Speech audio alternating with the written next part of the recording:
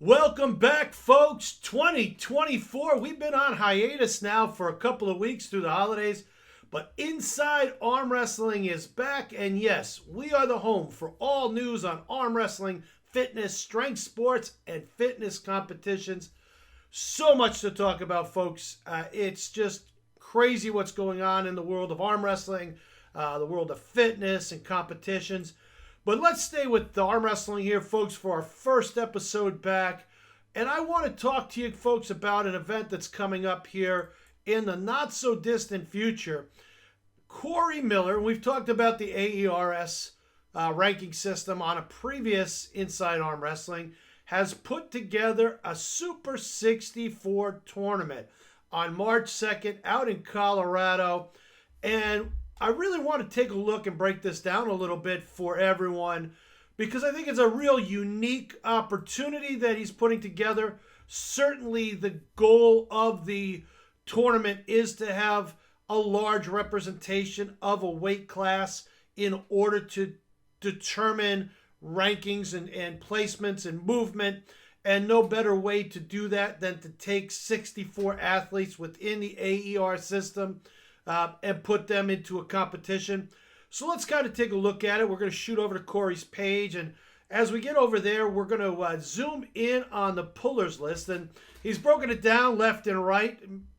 Super 64 bracket system, much like the NCAA 64 system. And as we go down the list, I'm going to read the competitors off because I think it's important to identify who's going to be there.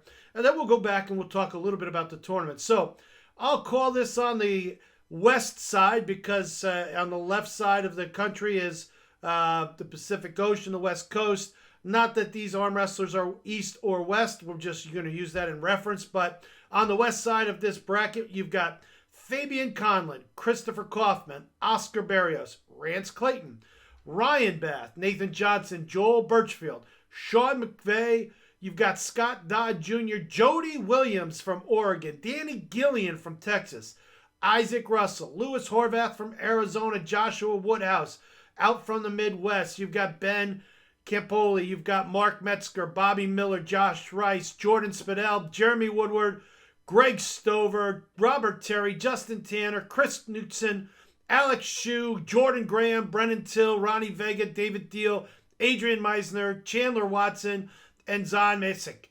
On the east side, you got Rodney Gregg, Troy Brown from Texas, Jared Gangnambin,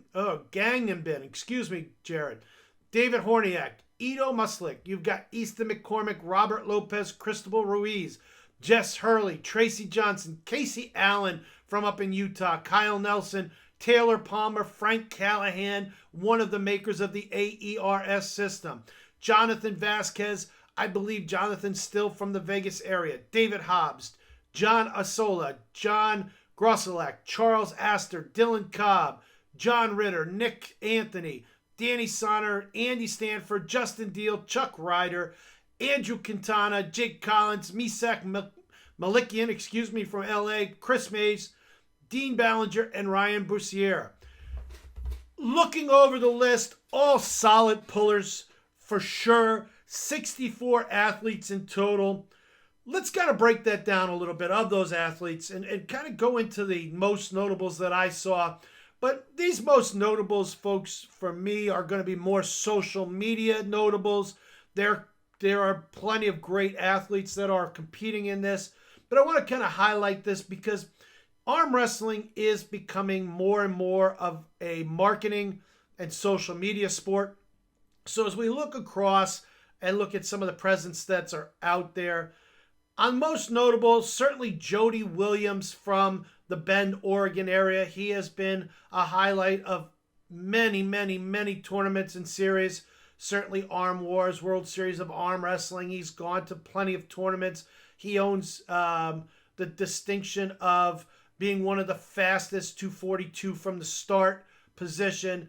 He also is very well known for the donation of his son's vitals when the passing of his son and creating the Long Live Donovan Foundation that supports youth sports in Bend, Oregon and surrounding areas.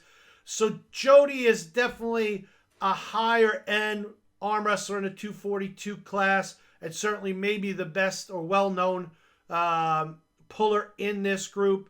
You've got Jonathan Vasquez, who is constantly on social media. Jonathan, who's not only a very established puller, has a business presence out there in his line of business.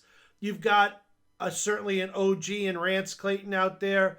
You've got Danny Gillian. Danny is a big proponent of arm wrestling. Kind of a question mark, though, because Danny has been ill for a few months and not necessarily ill consistently, but is going through a lot of rehab because of an illness that he had. You've got Troy Brown, a super strong puller out of Texas. So you've got a few people that have a presence. Certainly Casey Allen, a real solid puller out of Utah. Megan B is his wife, and certainly she's got a big social media presence. So looking at the landscape of it, maybe a handful of guys that have some notoriety. You could throw Chuck Ryder in. I think Chuck is pretty well known out there. But certainly guys that have ability to promote a tournament like this. So it was good to see. But I think some of the missing pullers that I believe kind of lead to some, could establish a bit more credibility for this in the 242 class. We don't see Mike Coburg. Mega Mike is certainly on the upper echelon of 242s now. Now that he's staying in that 239 range. You've got a Texas puller out there, Mike Bedwell. He came from the Florida Arm Wrestling League. He is super strong. Might make an argument that he's a 220er, but I think he cuts down to 220. Certainly from the West Coast, you've got two real missing arm wrestlers, Jody Smith and Scotty Partington. They are really the tournament elite out on the West Coast. When you go to a tournament in the 242 class, those two guys are typically on the top end. You're missing Paul Stevens, who's been around for quite a bit of time. Probably fits into this tournament somehow, somewhere. On the Midwest, you're missing Steve Green. And from the South, you're missing Jonathan Breda. I think those two gentlemen, certainly out of tournament arm wrestling, and are, or lend a lot of credibility to an event like this. So nothing against the gentlemen that are in this tournament. I'm just wondering if the commitment was more of the factor than the actual personnel, which, when you look at pros and cons of doing a 64 bracket and pre-announcing them. And we talked a little bit about this with the North Americans that Lorraine Jenkins is doing. When you announce competitors early and you announce a plethora of competitors early, you run the risk of, schedules changing, injuries happening, and just people that just bow out. That's just the way it is. Sometimes people just don't show.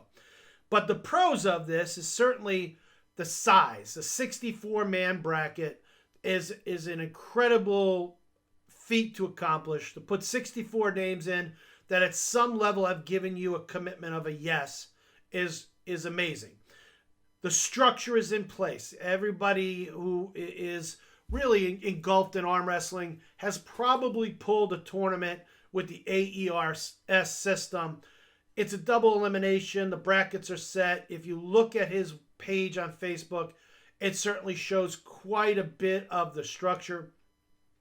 But I think the one biggest con for something like this, and we hate to even think anything that isn't on a pro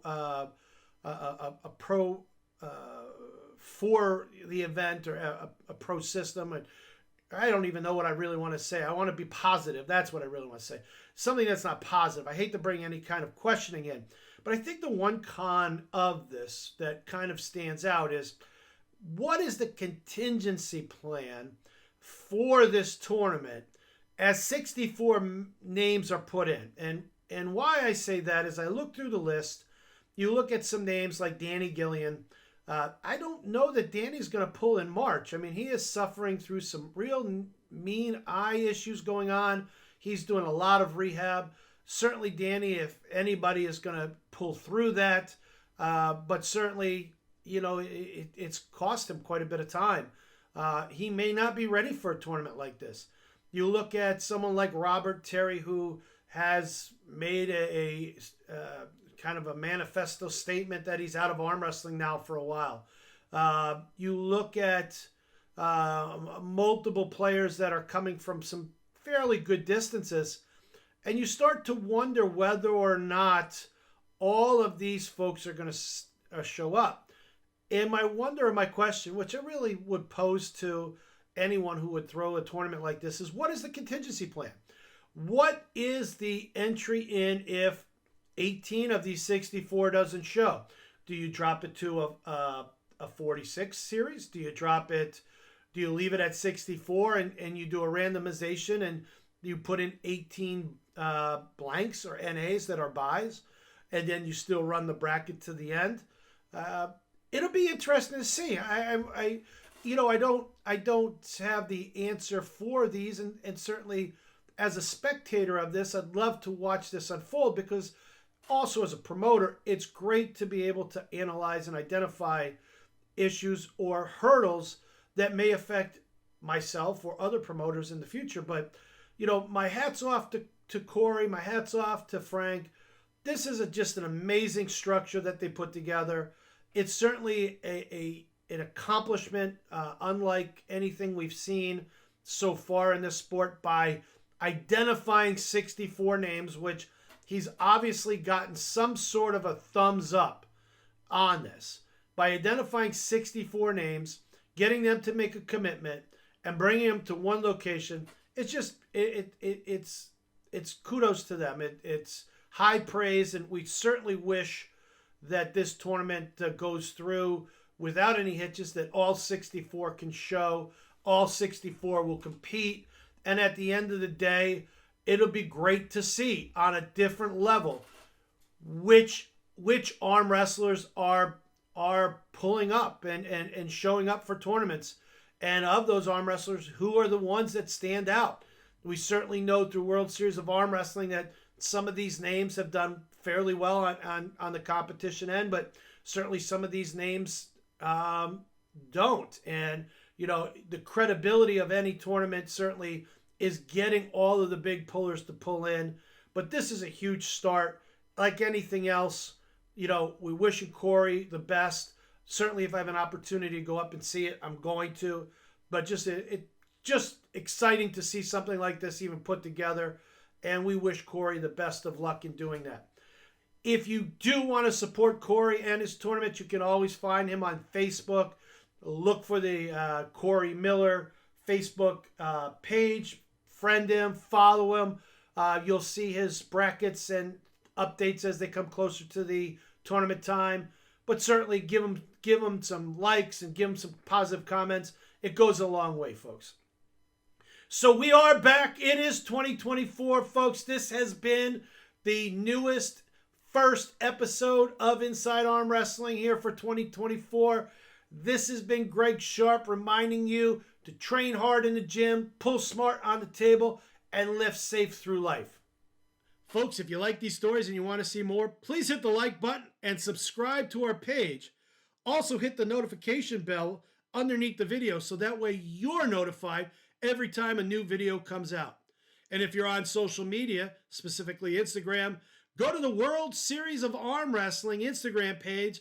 Please follow it. We'll try to follow you back, but it'll keep you up to date with all of the news and events in the world of arm wrestling.